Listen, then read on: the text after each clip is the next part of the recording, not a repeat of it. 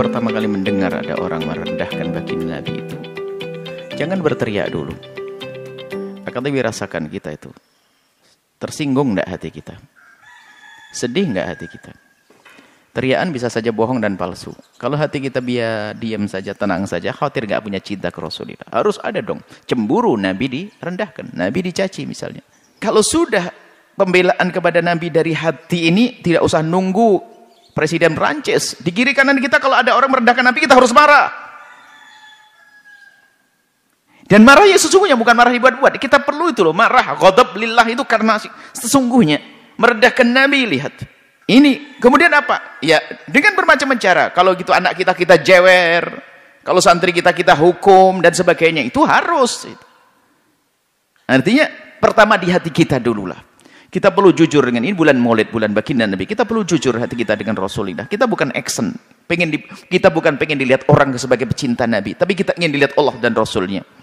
Apa yang Anda lakukan untuk Rasulullah? Harta Anda untuk apa? Untuk Rasulullah atau bukan? Jangan hanya kita pandai berteriak membela Nabi, tapi hati kita tidak dengan Nabi.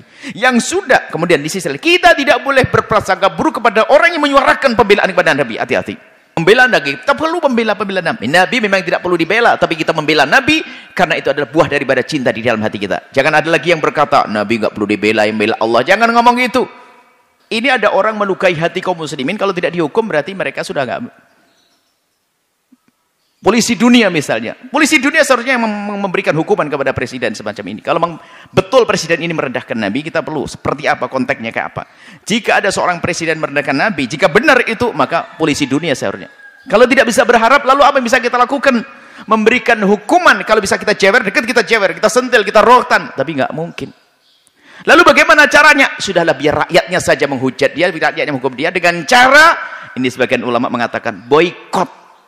Karena kalau diboikot nanti rakyat akan mengalami satu perubahan ekonomi, nanti yang disalahkan itu biar dia tobat, biar ke depan kalau ada presiden tidak begitu lagi. Sah, itu hukuman. Karena kita tidak bisa jewer dia kok. Kalau seandainya ada cara menghukum selain nggak usah diboikot, karena memang diboikot kan urusannya ada dengan rakyat yang tidak bersalah, bahkan produk Islam dan sebagainya. Bagaimana dengan ini semua? Tujuannya bukan itu, tujuannya agar rakyat ini bisa memberikan hukuman moral kepada pemimpinnya yang salah. Setelah itu biar tobat dia. Paling tidak minta maaf. Ya kita nggak punya jalan kok. Ya jalannya ya itu. Maka boikot itu sah. Tujuannya adalah agar rakyat itu nanti mengarahnya ke sana. Jadi telah terjadi dulu di Denmark sebaliknya. Berapa kerugian Denmark? Kemudian di mana sebelumnya? Ada. Jadi boikot itu adalah sah karena tujuannya. Tujuannya adalah untuk memberikan hukuman kepada presiden tersebut. Yang menghukum adalah rakyatnya. Rakyatnya kan terjadi ekonominya berubah dan sebagainya gara-gara ini seperti itu. Masalah pemboikotan dan sebagainya lakukan selagi itu adalah bermanfaat dan memang ada pengaruh. Oh, ada pengaruh. Dulu pernah waktu diboikot kerugian negara tersebut besar. Sebelumnya adalah Denmark, sebelumnya mana lagi? Itu adalah kerugian besar dalam hal ini. Produk-produknya orang yang musuh Islam hendaknya harus kita boikot.